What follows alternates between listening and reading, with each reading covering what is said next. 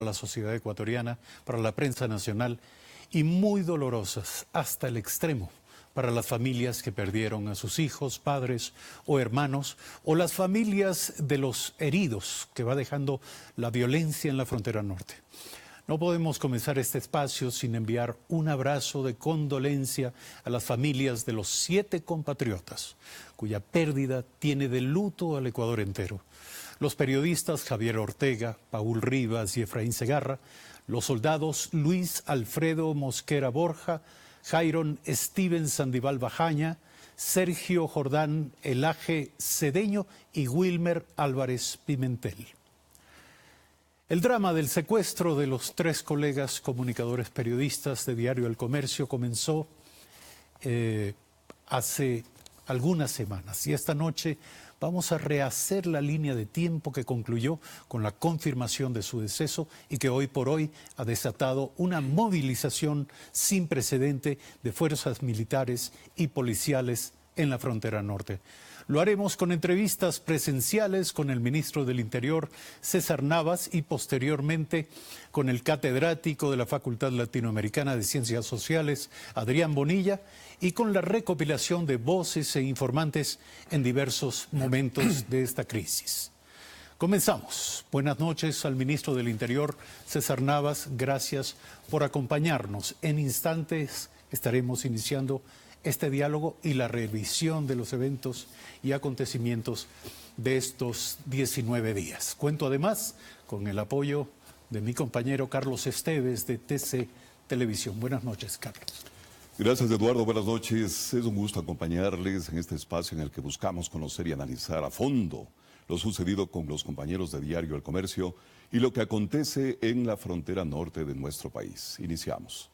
El pasado 27 de enero se registró el primer atentado perpetrado por grupos irregulares que operaban en la zona fronteriza de Esmeraldas. Un coche bomba estalló en los exteriores del cuartel policial de San Lorenzo.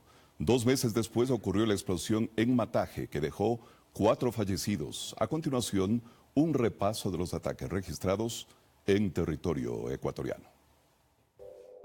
Desde el sábado 27 de enero de 2018, la frontera norte de Ecuador ha sido testigo de varios escenarios de violencia relacionados con la influencia de bandas de narcotraficantes. Esa madrugada estalló un coche bomba en el cuartel de la policía, dejando como saldo 28 heridos. Nos despertamos ya encima con los palos, los bloques ya de uno. El 18 de febrero, Jorge Franco y Virgilio Navarro recibieron varios disparos que habrían venido del lado colombiano por un enfrentamiento en la comunidad del PAN perteneciente a la localidad de San Lorenzo. Que van a volver otra vez al atentado. Y en efecto, porque durante la madrugada del 16 de marzo se registró otra explosión de un artefacto de fabricación casera en el retén naval de Borbón, Cantón Eloy Alfaro, provincia de Esmeraldas. 2 días después, 2 uniformados que hacían controles de rutina en el sector El Pan San Lorenzo fueron víctimas de la detonación de morteros artesanales que les produjo heridas menores. Lo que estamos iniciando es simplemente como un preludio, como un anuncio de que algo grave va a suceder aquí en el país. Les comentamos, amigos, que 4 militares que cumplían labores de control en San Lorenzo fallecieron desde el primer atentado con explosivos que se registró en ese cantón fronterizo. Uno de ellos luchó varios días por su vida en el hospital militar. Los uniformados fueron despedidos con honores. Recordemos quiénes son y cómo se produjeron sus muertes. Las primeras víctimas de los ataques en la frontera norte fueron 4 militares que cumplían su labor en San Lorenzo, en la zona que limita con Colombia. Estas imágenes conmocionaban al país.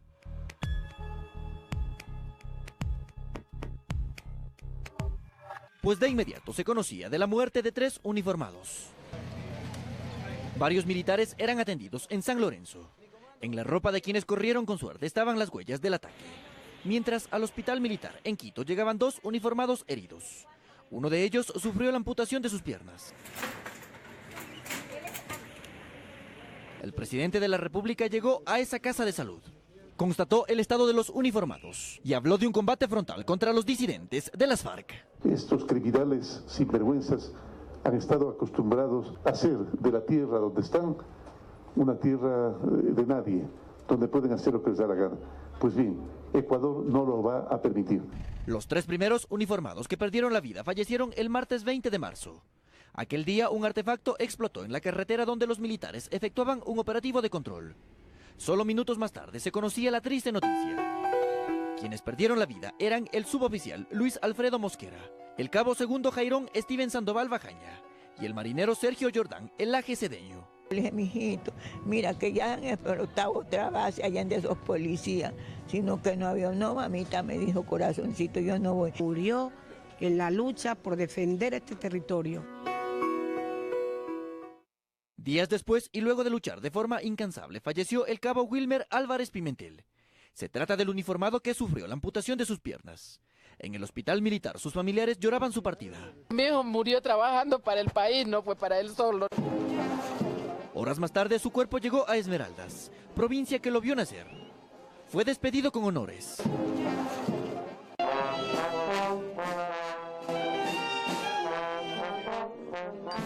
En nombre de tus hermanos, de todos tus tíos, de todos tus amigos, te despedimos con el corazón. Quienes conocieron a los uniformados coinciden que eran amantes de su profesión. Murieron defendiendo su patria, esa por la que ofrecieron entregar su vida. Está claro que cumplieron su promesa. Un país entero llora su partida. Paz en sus tumbas.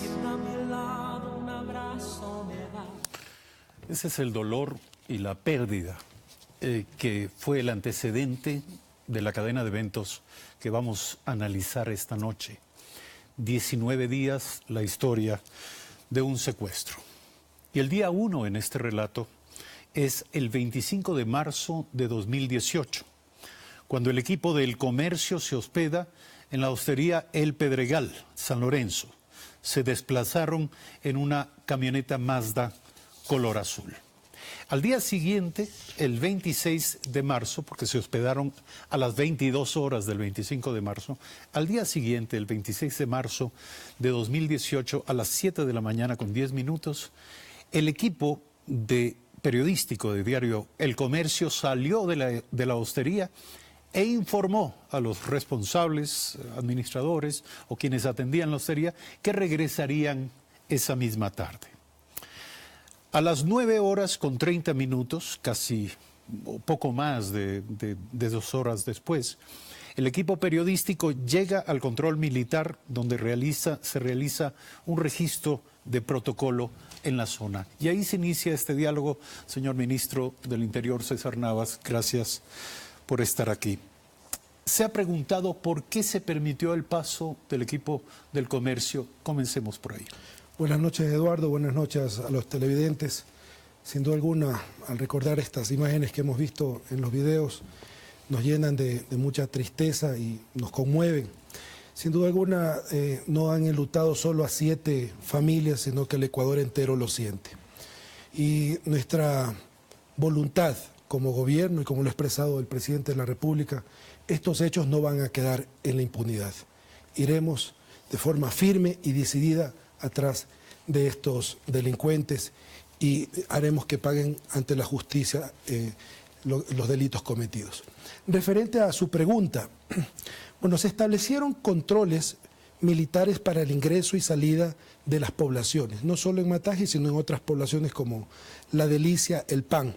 Pero particularmente a las 09:30 se realiza ingresa el equipo periodístico del comercio y pasa por el control militar de Mataje. De la información que tenemos del Comando Conjunto y del Ministerio de Defensa, se realiza todo el protocolo de registro. Es decir, recordemos que estaba restringido el paso y el acceso, más no prohibido. ¿Y cuál era el protocolo? Porque ya voy para allá, ¿no? Sí. Porque existe ahí una población que necesitan que ingresen víveres, que ingrese el gas, que ingresen medicinas, insumos. ¿Cuál era el protocolo? Que se pasaban los pobladores o las personas que iban a ingresar a Mataje, se revisaban sus antecedentes, existía una información de inteligencia para poder cotejar si estaban relacionados o no a esta organización delictiva, y se procedía también a realizar un registro físico de los vehículos que ingresaban. Y ese protocolo se cumple, ¿verdad?, por parte de la patrulla militar y les registra. Permítame, vamos, muy amable, ministro, vamos a ir avanzando rápidamente en la revisión de estos hechos. Okay.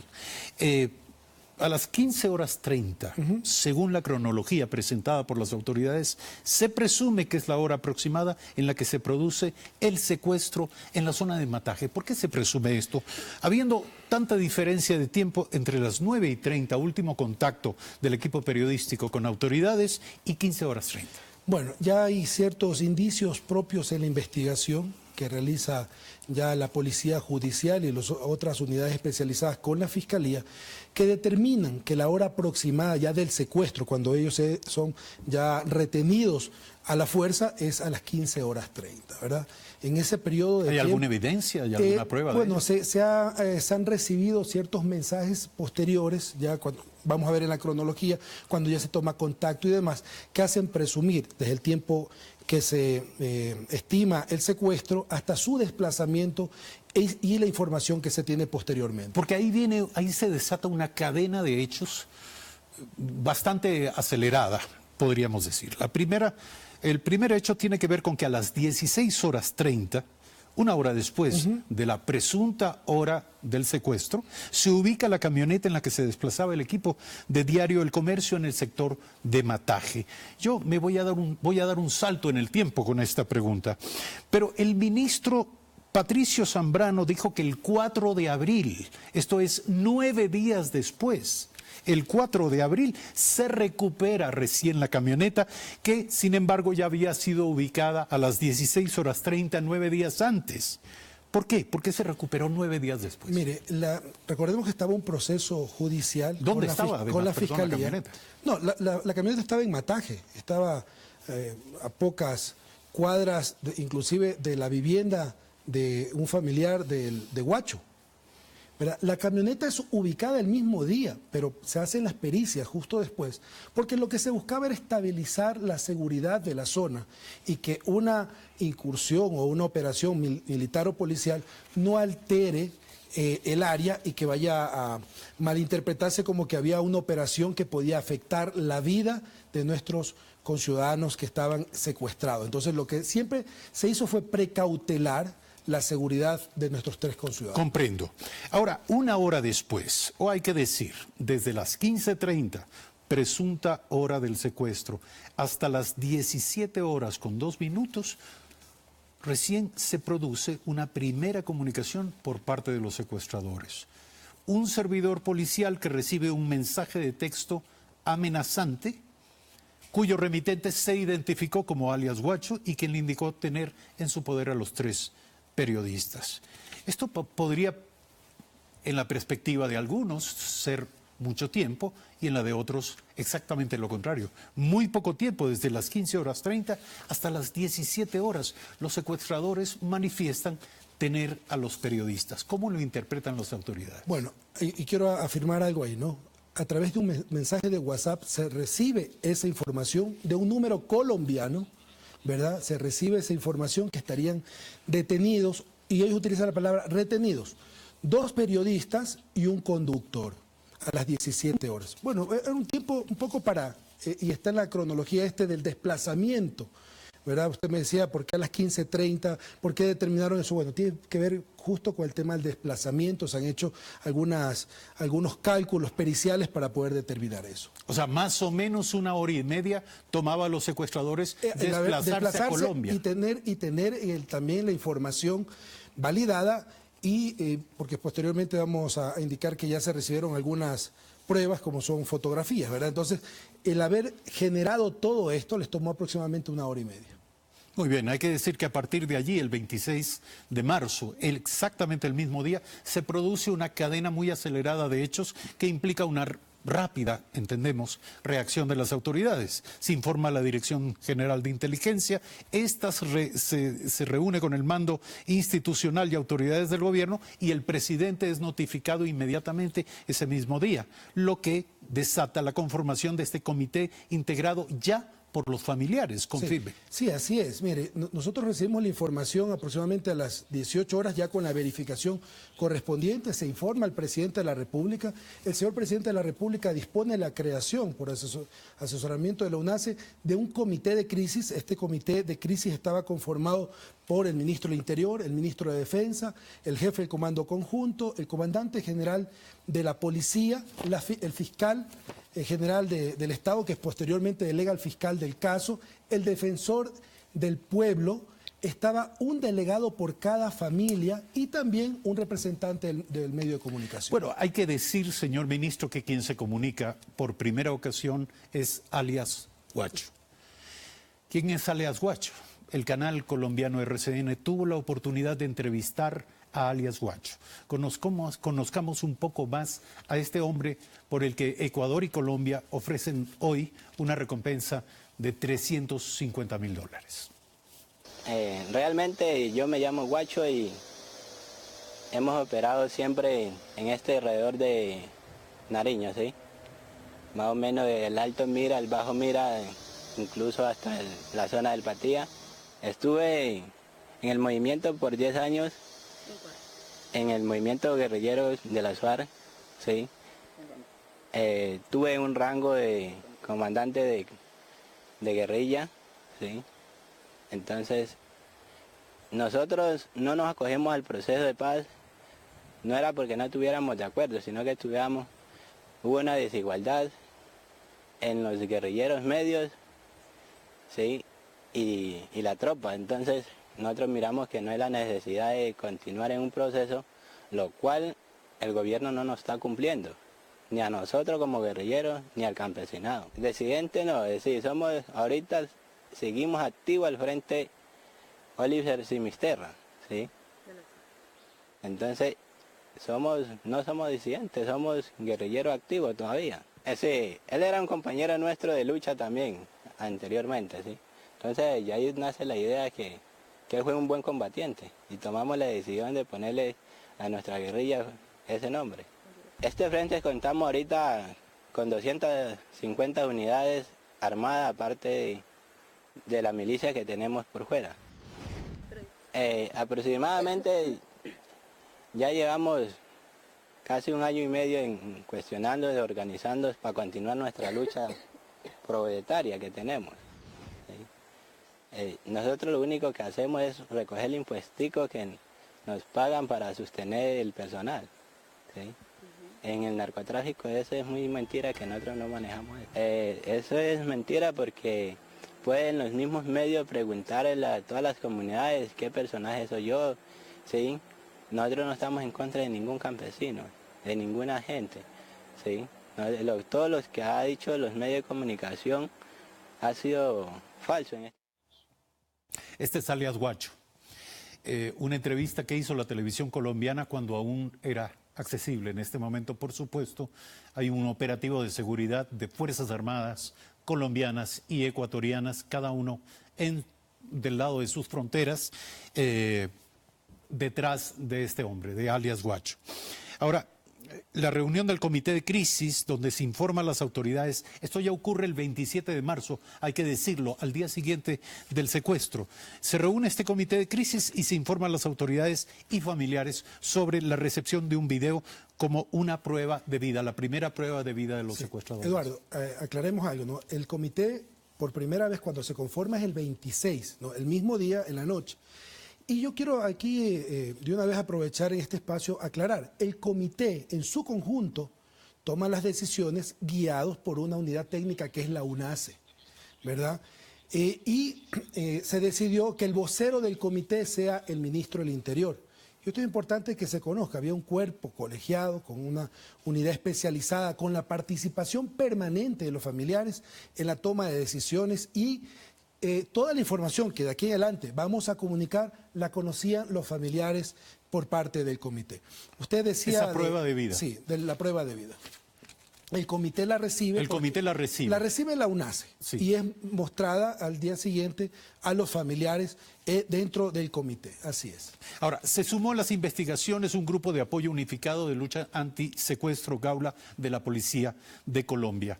Queremos nuevamente pasar revista rápidamente a un video sacado de la televisión colombiana en el que se nos expresa también qué clase de persona o personaje es alias Guacho, y esto en la voz de un disidente de su organización. Ahí permanece el antes mencionado alias Cachi, que ahora creo que es capturado. Está alias Guacho, alias Sombra, alias Micri.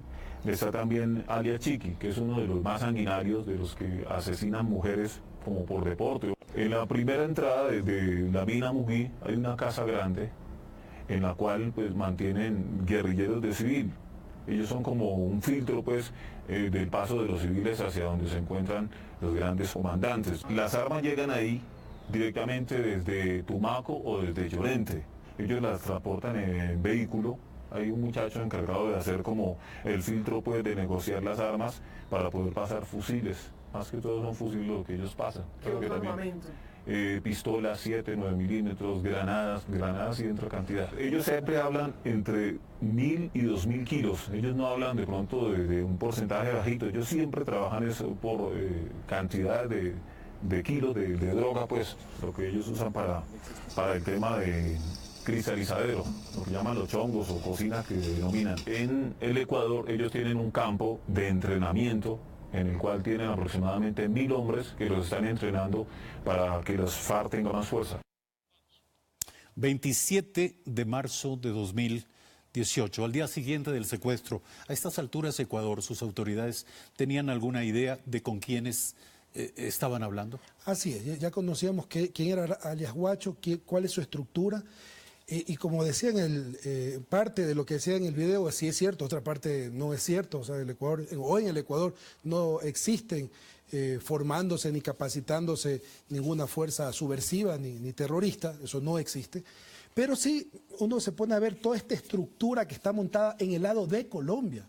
Por eso, usted hacía, Eduardo, una puntualización de lo que sucede en horas de la mañana, ya del día 27. La incorporación al equipo de trabajo de oficiales y técnicos del Gaula, que es el Grupo de Apoyo Unificado de Lucha Antisecuestro de Colombia, viene a apoyar acá las gestiones por la experticia y la experiencia que ha tenido, ¿verdad? Y ha venido acompañando de forma permanente todo este proceso de los 19 días. Bueno, pero, en fin, habría que recordar el desenlace trágico de todo esto para de alguna manera evaluar o medir lo que ese aporte significó. Pero hay algo que quiero destacar. El 27 de marzo de 2018, a las 17 horas, el Comité de Crisis establece un canal de comunicación exclusivo con alias Guacho para la negociación. ¿Siempre se trató con alias Guacho? Sí, siempre se trató, se presentaba como alias Guacho dentro del canal, pero era un canal, el primer canal de diálogo, digamos así, nace en torno a los atentados que anteriormente habían sucedido en el país, donde pedía Guacho que se libere a ciertos elementos de su organización y que se quiten los controles, ¿verdad?, a cambio de no seguir efectuando estos atentados. Entonces, al existir un secuestro, la UNACE determina la necesidad de crear un canal exclusivo para tratar el tema de secuestro. ¿Por qué medio? También por WhatsApp, por teléfono. ¿Y estamos hablando ya de una línea desde el Ecuador? No, también es una línea colombiana. Ellos utilizaron la línea colombiana, pero la línea ecuatoriana fue una línea exclusiva solo para tratar el tema del secuestro. Muy bien, el 28 de marzo de 2018 la Unidad Antisecuestros y Extorsión de la Policía brindó acompañamiento y asistencia psicoterapéutica a los familiares de los secuestrados para recién el 29 de marzo de 2018 compartir con los familiares el video de la prueba de vida. Esto es así. ¿Por qué se tomó este tiempo? Bueno, que la prueba de vida la entregó Guacho. O sea, no es que nosotros originamos la comunicación. Y algo interesante, durante los 19 días, yo una vez lo puntualizo, solo hubo 5 contactos. Esto demuestra que nunca hubo la voluntad seria de llevar un proceso de negociación. Hubo 5 contactos. Usted interpreta que es poco, 5 contactos. O sea, si usted quisiera llevar a una negociación y llegar a un canje, y ya vamos a analizar todos los esfuerzos que hizo el gobierno y el Estado ecuatoriano para que esto se concrete, o sea, 5 contactos no es nada. Ahora, no solo es el número de contactos, también es la calidad, Así el es. contenido de los Así contactos. El 31 de marzo de 2018, según esta cronología, el tono de los contactos era amenazante. Se reciben contactos, digamos, expresiones de amenaza, con exigencia de los secuestradores en un tono muy duro y amenazante, es decir, advirtiendo el endurecimiento en el trato a los secuestrados. ¿Qué le decía esto a las autoridades? ¿Qué estaba pasando en ese momento? Bueno, y no solo amenazaron a los secuestrados, sino también a autoridades, y nos pusieron como blancos dentro de su cadena de prioridades en las amenazas que hacían, ¿no? Y le digo a título personal. Pero lo amenazaron a usted. Claro, así es. O sea, ¿de qué manera? ¿Qué dijeron? Bueno, no puedo decir textualmente lo que... No textualmente, pero cierto. Amenazando a la vida del ministro del Interior. Así es, con esas palabras y unos epítetos y otras frases más. Pero el tema aquí es que cuando se hace este análisis, recién se conoce cuáles son las exigencias. Recordemos que hubo un video que dice cuáles son las exigencias puntuales en el proceso de negociación por parte de ellos. Y los canales adecuados de la UNACE, los equipos técnicos que estaban trabajando, comenzamos desde ya a trabajar por disposición y esto fue puesto en conocimiento del presidente de forma permanente, las resoluciones del comité, en buscar las vías de los 4 escenarios que siempre se plantearon. Y el principal era el tema de la negociación. Ese era el principal. El segundo escenario era que los entreguen sin que exista la negociación. El tercer escenario era un rescate. Y el cuarto escenario, el fatal, el que sucedió. Ministro, no quiero cerrar el tema de los mensajes amenazantes. Y esto porque mi primera duda es ¿quién preparaba las respuestas? ¿Usted era el negociador? No, yo no era el negociador. Había un equipo técnico de la UNACE. Hay un especialista en estos procesos de la UNACE que es el que manejaba esto. Yo era el vocero del comité, ¿verdad? Y dentro del comité tomamos las decisiones, obviamente, ¿verdad? Y como autoridades estamos para eso, para tomar decisiones basadas en la información y en el soporte técnico que nos daba, en este caso, la UNACE y los equipos especializados, ¿no? Y también la Fiscalía General del Estado. ¿Qué les indicaba el tono amenazante de los secuestradores? ¿Que los secuestradores realmente estaban imponiendo o pretendían imponer condiciones que permitan la liberación de los secuestrados? No, porque no era fluido la comunicación. O sea, si usted se pone a ver, en ese día no hay comunicaciones hasta después de 2 o 3 días posteriores. Cuando se les dice que hay toda la voluntad y se manda un video de uno de los privados de libertad sobre los cuales él lo había requerido como parte del intercambio. Y esta persona, no sé si tengan ustedes el video, les dice textualmente que el gobierno está haciendo todos los esfuerzos para agilitar el proceso de su liberación. Al mostrar este video, que en efecto tenemos y lo vamos a presentar, de alguna manera nos estaríamos adelantando unos días en la línea de tiempo. Sin embargo, creo que es importante, dado que usted lo ha mencionado, que nuestros televidentes lo vean y lo escuchen. Bueno, lo que eso, como le estoy explicando, que el gobierno nos está ayudando muchísimo con el procedimiento y todo eso, y nos van a liberar lo más pronto posible, si Dios quiere, y pues que todo se está dando muy bien y que no estoy bajo ninguna presión de Así se comunicaba uno de los miembros del grupo de alias Guacho con Guacho. Sí, pero para puntualizar algo, Eduardo, hay un video previo del mismo privado de libertad que le dicen que ya se han hecho las coordinaciones, porque me permito decir que era un tema de Estado. Coordinamos personalmente, por disposición del presidente, con el Consejo de la Judicatura, con la Fiscalía General del Estado, para agilitar el proceso judicial y tener una sentencia que le permita tomar la decisión al presidente de la República en el caso de la negociación para un indulto. Entonces hay un video previo a esto donde él también le comunica que se ha coordinado con todos los entes. Le digo, no tenía ni abogado defensores, tuvo que poner defensor público y demás.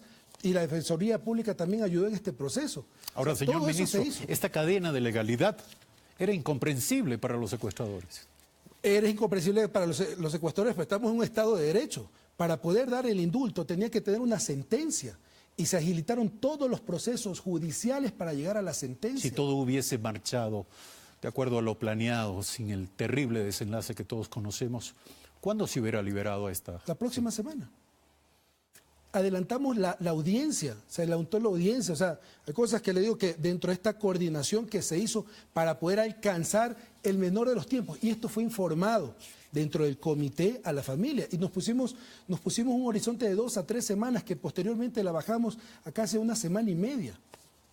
Pero hay tiempos procesales. Esto significa que el secuestrador, que alias Guacho, el cabecilla de este grupo, sencillamente no quiso esperar. No tuvo voluntad nunca de negociar.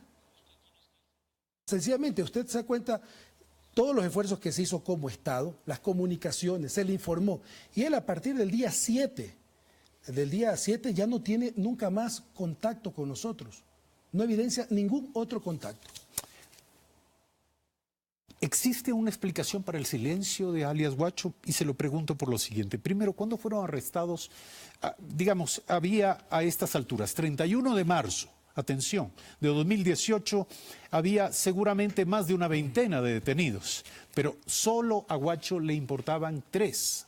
¿Cuándo fueron detenidos estos 3? Ellos fueron detenidos el 12 de enero y se los detiene por el delito de tráfico de armas. Se le encuentran granadas, munición de alto calibre, se le encuentra armamento menor. O sea, ya llevaban en la cárcel y por eso muchas semanas. Exactamente, y por eso el proceso estaba en ejecución por parte de la Fiscalía General del Estado. En este caso, inclusive con el fiscal general se hizo unas coordinaciones para que tengamos un fiscal fuera de la zona que lleve el caso y agilite el caso. Vamos a escuchar una declaración del presidente de la República donde de alguna manera ratifica este enfoque del gobierno nacional respecto de qué ocurría en este punto de la negociación. Nuestra más alta prioridad es que regresen inmediatamente. Estamos trabajando en ello, desplegando todos los esfuerzos posibles y necesarios y considerando todas las opciones para conseguir este objetivo. Esto fue lo que dijo el presidente de la República. Hay que expresar, analizaremos en pocos instantes, vamos a pasar con Carlos Esteves, porque tenemos más referentes en video y más aportes informativos para alimentar este diálogo, pero también comentaremos luego, ministro, lo dicho por el presidente de la República. Carlos. Gracias, Eduardo. Amigos, en este momento vamos a escuchar la voz de alguien que por 42 años de actividad pastoral en Esmeraldas conoce de cerca la realidad de esa frontera ecuatoriana y que el 11 de abril fue designado por el gobierno como mediador para lograr la liberación de los 3 ecuatorianos. Monseñor Eugenio Arellano, obispo de Esmeraldas y presidente de la Conferencia Episcopal Ecuatoriana, asegura que conoció a alias Guacho mientras era misionero en San Lorenzo. En un diálogo abierto exhortó al desertor de las FARC a que se entregue a la justicia. Es de un hablar claro y sus pensamientos son categóricos. La situación fronteriza en la provincia de Esmeraldas nos motiva a visitarlo para recabar de quien ha trabajado más de 42 años de su vida sacerdotal en la provincia verde y especialmente en los pueblos de frontera con Colombia, sus impresiones de los últimos hechos suscitados en esta zona del país. Para él hay un tema categórico. Los pueblos de frontera, por décadas, han sido ajenos a la prioridad. La educación estaba casi ausente, la salud, pues también, totalmente abandonados. Y es en ese contexto donde el anhelo del dinero fácil que oferta el narcotráfico y otros mecanismos delincuenciales atrapa a muchos. Es verdad que el narcotráfico ha dañado todo. El narcotráfico ha dañado todo. Ese es nuestro problema, no la guerrilla. El narcotráfico es nuestro problema. Y en esa dinámica, asegura Eugenio Arellano, cayó Walter Patricio Arízala, alias Guacho, hoy líder de la disidencia de las FARC y convertido en objetivo militar de Ecuador y Colombia. Sí, pues me da pena que ese muchacho se haya estropeado, porque ya le digo yo que el negro esmeraldeño es muy pacífico. Me da un dolor muy grande que este muchacho, este señor, se dedique a esas actividades y me sabe mal que haya progresado en ese sentido, porque para eso hubiera estado mejor echando el trasmayo y siguiendo pescando en las orillas de nuestro ríos y de nuestros mares. Si este diálogo llega a los oídos del delincuente más buscado del país, el obispo le conmina. Yo le diría que se entregue y me esforzaría porque tuviera un juicio justo. Yo no puedo ofrecerlo, pero sí le hablaría con las autoridades. Para Eugenio Arellano, alias Guacho, es un tipo obnubilado de un falso poder que más pronto que tarde lo llevará a terminar mal. El crimen a él atribuido a 3 periodistas y 4 militares le pasará factura tarde o temprano. Guacho es conocido, pero hay muchos guachos a los que la vida no ofrece ninguna oportunidad y desgraciadamente se enganchan en negocios ilícitos. Al preguntarle si él buscó un encuentro directo con Guacho a cambio de la libertad del equipo periodístico de Diario El Comercio, respondió lo siguiente al argumentar que no busca ser él el centro de atención. Hablemos de otra cosa mejor, hablemos del Emelec y el Barcelona. Y le digo que soy barcelonista. Para el obispo de Esmeraldas y presidente de la Conferencia Episcopal Ecuatoriana, el primer grano que hay que echar en el terreno de la violencia fronteriza es motivar el desarrollo y creer en su gente. La paz es una fruta que nace solo del árbol de la justicia. Monseñor Arellano cree, a partir de este último argumento, en las buenas intenciones del presidente Moreno de buscar mejores condiciones en los poblados de frontera, no solo de Esmeraldas, sino de Carchi y Sucumbíos, amenazados por un conflicto colombiano que, por un lado, cerró la ventana a la existencia de las FARC como guerrilla, pero dejó entreabierta la puerta al brote del narcotráfico y otros mecanismos de violencia. Monseñor Arellano sería clave en la voluntad del gobierno de establecer negociaciones, un acuerdo y un canje de prisioneros, la entrega de los prisioneros del grupo de alias Guacho a cambio de la vida de los 3 periodistas, pero eso lo revisaremos en instantes. Ministro, estamos entre el 2 de abril y el 7 de abril. El 2 es un día clave.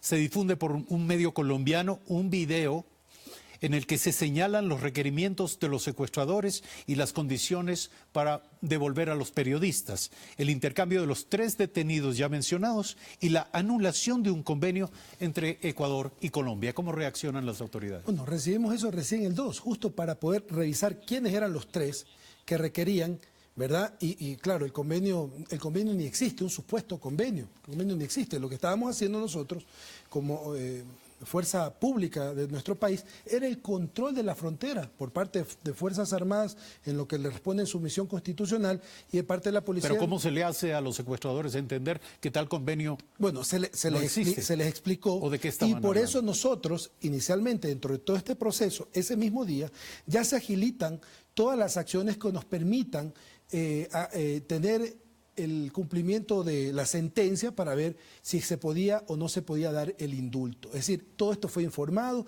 y hubo decisiones dentro del comité que se tomaron ese mismo día 2. Pero ¿qué pasa? Como usted dice, ¿la comunicación la controlaba alias Guacho? Esto es, él se comunicaba a voluntad con el gobierno ecuatoriano, pero viceversa no había, porque nosotros podíamos escribir y escribíamos para tener contacto con él y no se comunicaba. Por eso le decía, en todos estos 19 días, aparte de que recién en esta comunicación se conoce tácitamente cuáles son sus requerimientos, ¿verdad?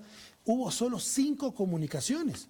Y la última fue el día 7, por eso, como usted decía, el día 7 es un día clave, porque a alias Guacho ese día en la mañana se le manda el video que ustedes acaban de proyectar del privado de libertad, donde dice ya el gobierno está encaminando todas las acciones para nuestra liberación. Y a partir de eso, y él recibe ese mensaje y a partir de eso no ha existido contacto. ¿Qué ocurrió, ministro? Bueno, yo reitero, no existió nunca la voluntad real de llegar a la negociación. Nunca hubo la voluntad real de llegar a la negociación. Mire, nosotros agilitamos no solo esos procesos, ahorita que le había el tema del ¿Usted cree que en algún momento los secuestradores fueron, dado que ustedes no tenían comunicación con ellos, fueron adecuadamente informados a través de los medios disponibles, los medios de señal abierta o las redes sociales, adecuadamente informados de que existía la voluntad por parte del presidente de la República, lo dijo, estábamos dispuestos a hacer todo para lograr el regreso de los periodistas? ¿Usted cree que los secuestradores se enteraron de ello? Sí, Sin duda alguna que sí. Mire, tenían un canal, la información que salían de ellos, esos boletines y demás, lo estaban triangulando a través de Tumaco a una fuente periodística en Colombia y de ahí lo proyectaban. Y tenían información de las voluntades que tenía el gobierno, desde el ámbito periodístico, porque cuando existían las comunicaciones se decía que el gobierno quería avanzar en una negociación que nunca se consolidó. Nunca se consolidó. Esto nos lleva al 11 de abril de 2018, por disposición, según la cronología del presidente de la República, un delegado de la Iglesia Católica, Monseñor Arellano, a quien vimos, sería el mediador para el canje. Sí, ahí yo quiero aclarar, no iba a participar en el proceso de negociación la Iglesia en su conjunto, sino que iba a participar ya en el proceso del canje. La negociación se estaba llevando a cabo por los equipos técnicos y la Iglesia iba a participar en el canje. Así es. Entonces, en la mañana de ese día hubo la reunión con la Iglesia, se coordinó con las autoridades de la Iglesia para poder llevar a cabo esta misión que teníamos con la Iglesia del intercambio. Porque esto nos lleva a un día fatídico. El 12 de abril de 2018 se reciben fotografías de los secuestrados aparentemente sin vida. ¿Qué pasó, ministro? ¿Qué pasó? ¿Qué pasó ¿Cuál es la reflexión de ustedes, de las autoridades, el día 11 y de los equipos? Sí, primero el día 11 se recibe, recuerde, un boletín que decían que ya los habían asesinado. Se recibe el día 11 en la tarde. Y posteriormente, el día 12, se reciben las fotografías. Y hubo un pronunciamiento del gobierno ecuatoriano en torno a que con las fotografías, las pericias iniciales, por la temporalidad y para informar al país, no eran concluyentes porque solo se veía el rostro de una sola de las personas que estaba ahí. Y lo mismo pedimos también el apoyo a Colombia para poder verificar y llegaron a la misma conclusión. Sin embargo, el presidente de la República decide el regreso de su viaje a Lima, a la capital del Perú, y hace una declaración que queremos recordar a todos. De los esfuerzos realizados se ha confirmado que estos criminales parecería que nunca tuvieron la voluntad de entregarlos sanos y salvos. Es muy probable, lo decían los directores de medios de comunicación hace un momento, que lo único que hayan querido es ganar tiempo.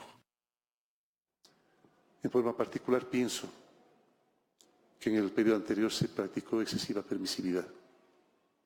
Claro, vivíamos una paz, pero vivíamos una paz en la cual se permitía que la droga transite por nuestro territorio. Es por eso que con mucha frecuencia había barcas que se viraban y por eso había paquetes de droga que asomaban en las costas de nuestro país, principalmente en Manabí y Esmeraldas. Eso tomamos la decisión nosotros de que no lo vamos a permitir. No lo vamos a permitir. E inmediatamente ordenamos que contingentes de Fuerzas Armadas, 12.000 integrantes de nuestra policía y nuestro ejército vayan a combatir con este flagelo de la humanidad. El presidente de la República habla aquí de una frontera permeable.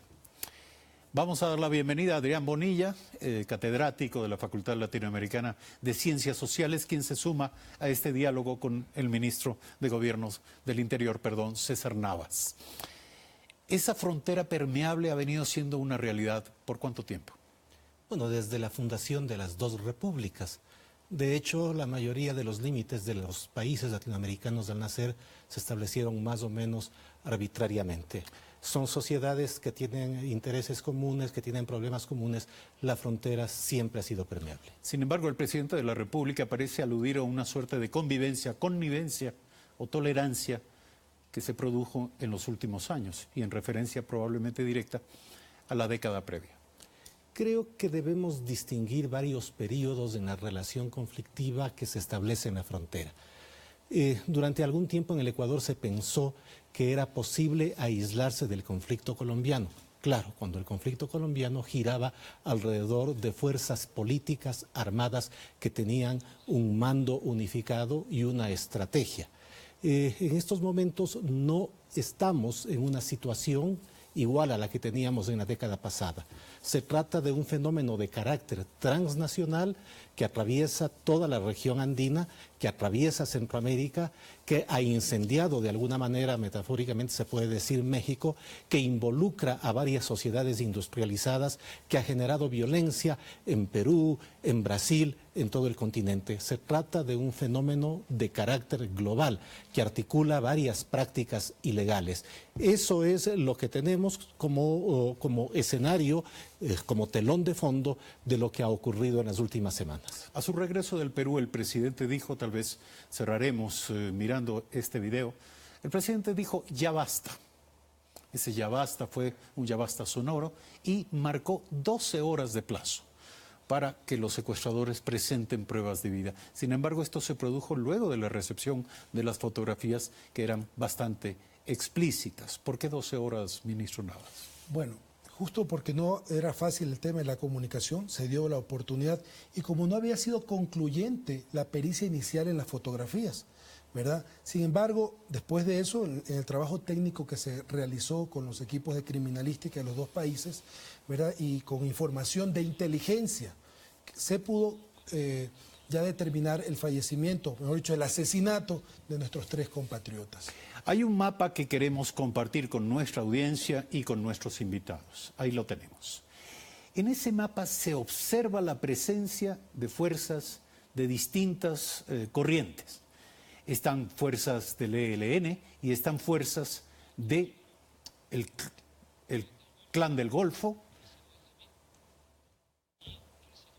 Residual Guacho, Residual David, es decir, son varios actores militares que están allí presentes y en donde vemos algunas de sus áreas de influencia. La pregunta es, ¿a qué nos enfrentamos? El presidente de la República ha enviado fuerzas de carácter extraordinario a la provincia de Esmeraldas y en ese momento están actuando allí. Sin embargo, lo que ocurre al otro lado de la frontera. ¿Qué es lo que cabe esperar, ministro Navas? Bueno, yo recojo lo que dice Adrián, esa es la realidad, ¿verdad? No hay que abstraerse de esa realidad, lo que está pasando en la región, en nuestra región andina y también en Centroamérica y Norteamérica. En el entorno de esto se atomizó el conflicto, ¿verdad? Lo que anteriormente eran las columnas móviles de la FARC, hoy se han transformado en grupos armados, organizados, residuales, en grupos delictivos que están trabajando, entre comillas, digamos así, para los carteles mexicanos, para poder sacar la droga por el país. Quiero alertar a nuestro director que tenemos también un video, declaraciones del vicepresidente de Colombia, que quisiéramos también compartir con nuestros invitados. Pero este es el mapa, el que observamos en este momento, de las zonas de cultivo. Es una zona muy extensa. Evidentemente, sobre esta zona no hay un control o una presencia militar estable, fija. ¿Qué va a ocurrir? Bueno, es el lado colombiano y nosotros hemos conversado con nuestros pares y el día de mañana vamos a tener una reunión aquí en el país, la reunión 3+2, justo nuestra canciller ha coordinado esta reunión en su visita a la cumbre y el día de mañana va a estar la delegación de Colombia, porque tiene que haber una presencia del Estado colombiano, una presencia real en esta zona de frontera. Estamos hablando casi de 70.000 hectáreas de cultivo de coca entre el departamento de Nariño y Putumayo, ¿no? Y por lo visto son 70.000 hectáreas en manos no de un solo grupo, sino custodiadas y gestionadas por varios grupos insurgentes o delictivos. Vamos a ver las declaraciones de hace muy pocas horas del vicepresidente de Colombia que nos van a permitir entender qué va a ocurrir dentro de poco. Había él movilizado un grupo residual, pero particularmente un individuo que de origen ecuatoriano, con 26 años de edad, está altamente vinculado al mundo del narcotráfico. El único propósito criminal de ese individuo es favorecer los intereses mafiosos del crimen organizado y transnacional. Y por esa razón, desde hace ya meses el gobierno colombiano lo declaró objetivo de alto valor militar y hay sobre él una operación que nosotros esperamos sea concluyente. Llegó la hora de terminar con la actividad criminal de Guacho. ¿Usted cree que el gobierno colombiano va a actuar en esta dirección con la suficiente contundencia y efectividad? Porque hay que mencionar que Guacho no es un problema de ayer, es un problema de hace muchos días. Y data... 10 años militó en la FARC, ¿no? 10 años militó en las FARC, pero más allá. En el año 2017, Guacho fue claramente señalado como el autor de una matanza en Tumaco. Así es. Y sin embargo, y en aquel tiempo el presidente colombiano Juan Manuel Santos ya instituyó una recompensa por la captura o por algún dato que conduzca a la captura de Huacho, y eso no produjo nada. Le pregunto, ¿cuáles son las perspectivas en esta materia? Bueno, justo para mañana tenemos esta reunión con los ministros y el día martes tenemos la Conbifron. Se han establecido unos planes especiales y sin duda alguna nuestro objetivo también de alto valor en nuestro país es Huacho. Pero sobre todo que no se pierda nunca la perspectiva, y coincido ahí también con lo que decía Adrián, en este análisis de toda la frontera, ¿verdad? Es nosotros cuidar toda la frontera. Es una frontera muy compleja por las condiciones geográficas. Pero ahí está el esfuerzo de nuestra Policía Nacional y de nuestras Fuerzas Armadas. Adrián Bonilla, brevemente, antes de pasar a otro video, a otro producto informativo que nos va a ayudar a analizar esto. Brevemente, ¿cuáles son los comentarios? ¿Qué cabe esperar de lo dicho por el vicepresidente colombiano? Bueno, el problema va a ser un problema de mediano, de largo plazo, no es un problema que vamos a resolverlo en forma inmediata. Se trata de una lucha por el control del espacio, por control del territorio. 26.000 hectáreas de cultivos ilegales están en Nariño, fronterizo, en el noroccidente con el Ecuador, 22.000 en Putumayo, en la frontera ecuatoriana. Casi la tercera parte de la producción agrícola ilegal en Colombia. Esto es muchísimo. Además, en los últimos 4 años, la producción ilegal agrícola en Colombia ha crecido. De tal manera que lo que nosotros vamos a tener en Colombia es una serie de fenómenos que de una u otra manera van a seguir impactando en la frontera. Pero la pregunta es, ¿el ejército colombiano va a poder elegir, seleccionar las áreas de intervención violenta para capturar a alias Huacho sin desatar toda una reacción de los grupos que han sido señalados que también están allí? Es que es distinta la situación del Ecuador respecto de la que existe en Colombia. El Ecuador, creo yo, tiene una ventaja estratégica por el tamaño de su territorio. Se trata de ocupar el espacio nacional. Hay que ocuparlo, por supuesto, con institucionalidad de distinta naturaleza, entre ellas la que tiene que ver con seguridad, pero también hay que ocuparlo económicamente, hay que ocuparlo socialmente. Se trata de un fenómeno que solamente se puede controlar si es que existe efectivamente una ocupación del espacio, no solamente por parte del Estado, sino por parte de la sociedad. Ese es un enorme reto de la institucionalidad. Es un enorme reto, pero es inevitable. Vamos a pasar con Carlos Esteves. Carlos. Amigos, el presidente Lenín Moreno anunció que perseguirá y derrotará al grupo Oliver Sinisterra, liderado por alias Huacho, disidente de la extinta guerrilla de las FARC. Los operativos en la frontera entre Ecuador y Colombia continúan. En las últimas horas fue detenido el sobrino de alias Huacho. Veamos.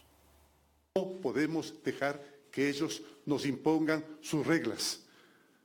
Vamos a darles la lucha y en el escenario que ellos han escogido, en el campo que ellos lo han escogido, y los vamos a derrotar. Ya basta, los vamos a derrotar fue la orden que unió a todo el país y movilizó a las Fuerzas Armadas y Policía. El presidente Moreno dio un ultimátum al grupo residual de las FARC liderado por alias Huacho para que entregue una prueba de supervivencia del equipo periodístico secuestrado el pasado 26 de marzo. El plazo se cumplió. A las 10:52 del pasado viernes, la prueba de vida no llegó y se confirmó el asesinato de los comunicadores.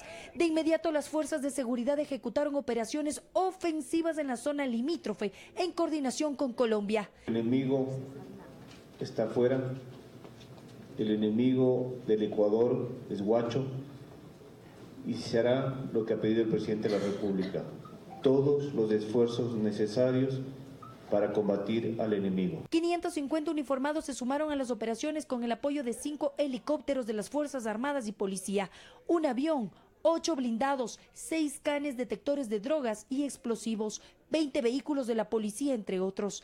Se hizo allanamientos a 91 inmuebles y a 150 personas en estos sectores que ustedes ven descritos ahí, de Nuevo Mataje y Viejo Mataje. En los operativos Libertador y Victoria se decomisaron botellas de licor, 72 cartuchos antiaéreos calibre 50, 3 escopetas de fabricación artesanal y una cámara de videovigilancia. Hay cartuchos .50, esos son antiaéreos, es la capacidad que tienen estos grupos. 9 personas fueron detenidas. Quienes facilitaban el apoyo logístico para el tráfico de precursores químicos para que pasen a Colombia para el procesamiento de la cocaína. Serían los responsables de los ataques perpetrados en territorio ecuatoriano que han dejado 4 uniformados fallecidos, más de una decena de heridos e inmuebles destruidos. Entre los arrestados está el sobrino de alias Guacho. Y que estaba encargado de la seguridad de la familia en Mataje. Las operaciones de las fuerzas de seguridad han ido debilitando a los grupos irregulares en la frontera. Desde enero fueron capturados 43 miembros de los Guacho. Pero ¿qué intereses hay detrás de la violencia? Detrás de Guacho hay otra estructura, ¿verdad? Y que existiría ese nexo con los carteles mexicanos. Las operaciones militares y policiales continuarán y serán reforzadas. La Comisión Binacional de Frontera entre Ecuador y Colombia tratará este tema este lunes. La decisión del gobierno ecuatoriano es perseguir y derrotar al tráfico de drogas y al terrorismo y proteger a cualquier costo a los ciudadanos ecuatorianos. Alias Guacho está debilitado, pero no está liquidado. Tiene capacidad de reacción y respuesta. ¿Qué pasará en las próximas horas en virtud de la reunión de este Comité Binacional de Fronteras?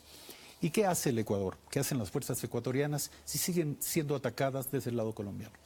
Bueno, justo vamos a ajustar ciertos protocolos de parte de la necesidad de tener presencia permanente de Colombia en el límite político internacional. Sin duda alguna es un problema, como lo decía Adrián, que no se va a solucionar en semanas ni en meses. Vea que la campaña Atlas que tiene Colombia para intervenir militarmente esta zona está hablando de casi de 10 años. Le va a tomar 10 años recuperar el control de esa zona. Entonces el Ecuador tiene que hacer una presencia también permanente, y yo aquí quiero destacar que el presidente de la República creó ya, a través de un decreto ejecutivo, una Comisión Nacional de Seguridad Fronteriza con una visión integral de desarrollo. No solo tiene que ver los temas de seguridad. Sin duda alguna, si no hay desarrollo en la zona, no vamos a poder consolidar la convivencia social pacífica en esta zona. Adrián Bonilla, ¿qué cabe esperar? Bueno, lo que el Ecuador requiere probablemente es una estrategia de largo plazo, de mediano plazo y por supuesto también una inmediata que dé cuenta de los fenómenos de violencia que en estos momentos están apareciendo. Pero es un fenómeno de control del espacio nacional, es un fenómeno territorial, tiene que ver con disputas por el uso de canales, por ejemplo, de comunicación, de tráfico de precursores de drogas ilegales, de tráfico de personas, de tráfico de estupefacientes ilegales. Es control del espacio, y el espacio no se controla exclusivamente con militares y con policía, y ciertamente no se controla con bases militares extranjeras de ninguna manera. Se controla con presencia de la sociedad, se controla con economía y se controla también con institucionalidad. Muchos quisiéramos creer que lo que ocurre está solamente ceñido a esta franja, pero muy probablemente no es así. El narcoterrorismo tiene brazos muy largos. La pregunta es, ¿pueden atacar en cualquier punto del territorio ecuatoriano? ¿Tenemos esto claro? ¿Las autoridades lo tienen claro? Así es, ¿no? Y hay un trabajo permanente de los subsistemas de inteligencia. Algo también que hay que dejar claro, ¿no? La planificación de esto ha sido dinámica, por eso desde el mes de septiembre del año anterior hubo la movilización de las fuerzas al territorio, ¿verdad? No es que ha sido una improvisación, ¿no? Se ha venido trabajando esto y se seguirá trabajando. Reiteramos, ¿no? Aquí tenemos que estar todos unidos ante un problema existente. Un problema que está pasando del lado de Colombia, pues, sin duda alguna tiene también una repercusión en nuestra zona de frontera. Muchísimas gracias, señores, por haber aceptado esta invitación a este especial 19 días, la historia de un secuestro. El ministro César Navas, ministro del Interior, y Adrián Bonilla, catedrático de la Flaxo, Facultad Latinoamericana de Ciencias Sociales. Gracias a ustedes por seguirnos en todo el territorio ecuatoriano, y dejo a mi compañero Carlos Esteves a cargo de la despedida de este especial. Gracias, Eduardo. Amigos, este ha sido un aporte de los canales TC Televisión, Gama y Ecuador TV en torno al secuestro y muerte de los 3 periodistas ecuatorianos en medio del estupor e indignación que ha conmocionado a la conciencia nacional e internacional. Hacemos un llamado a la serenidad y unidad para enfrentar este flagelo. Señoras y señores, muy buenas noches.